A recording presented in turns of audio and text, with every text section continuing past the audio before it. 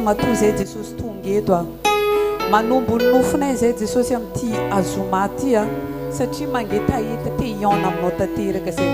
ataovy tena tafahoana aminao Jesosy zay rehetra tonga eto a mila anao ny fiainanay tsy mahavita ninonina zay raha tafasaraka aminao apetraka ny ampelantananao ara Jesosy aty fotoana ty a andreny afatrao zay Jesosy dia aoka anao hiteny eto androany aza misy zavatra tsy voambara afa-tsy zay sitraponao rery any Jesosy manaova zay tsy hainay atao ndray anao androany fanahy masina za Jesosy dia fitaovana fotsiny any a fa anao ny asa eto androany anao hikasika fiainan'olona maro ny any ary zay rehetra ataonay Jesosy androany dia aoka mba ho anao rery any ny voninahitra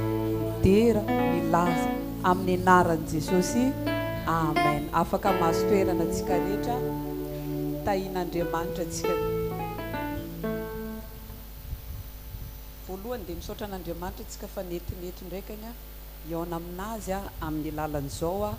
vavaka sy fifadikanana zao